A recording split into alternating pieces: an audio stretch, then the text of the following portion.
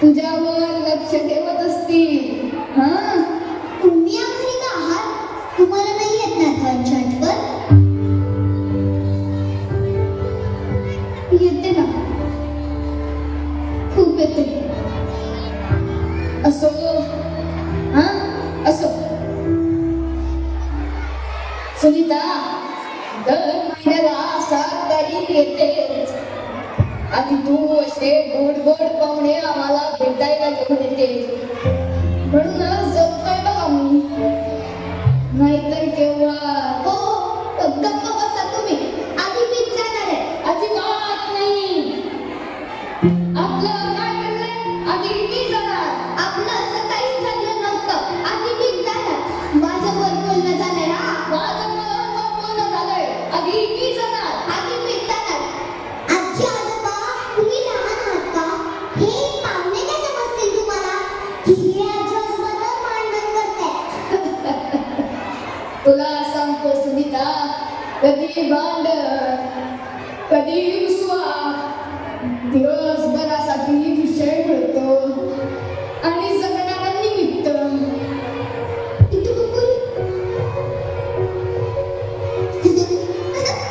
अगं, असं का?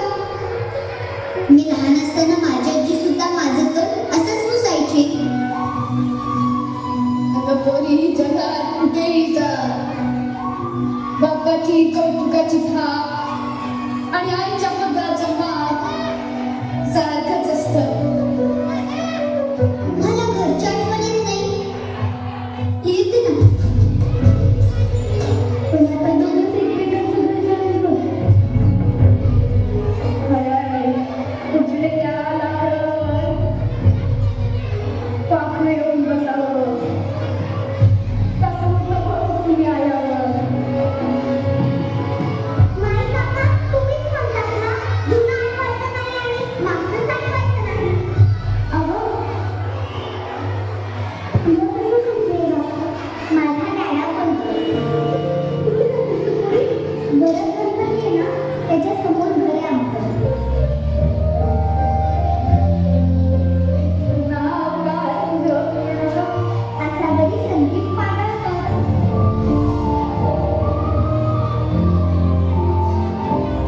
त्या डॅडाचं पूर्ण नाव काय?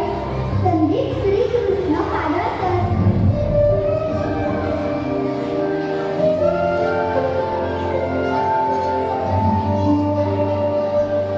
श्रीकृष्ण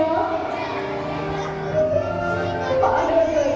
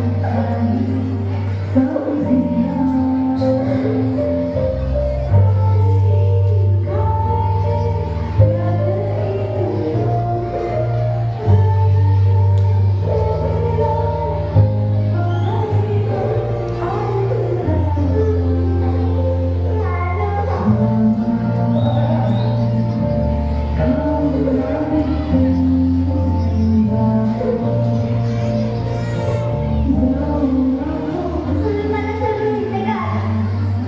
मी रोज रात्री तुमची आठवण काढायचे. संध्याकाळी सोसायटीच्या मंदिरात सगळ्यांनीच आजी आजोबा यायचे. फक्त तुम्हीच नव्हते.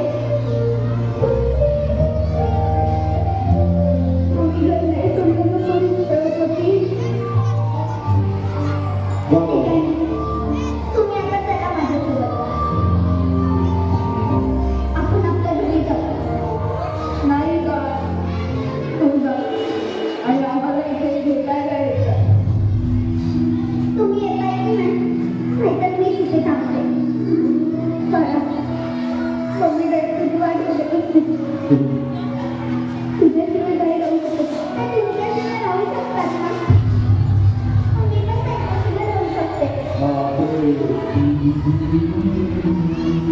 ठीक आहे ना?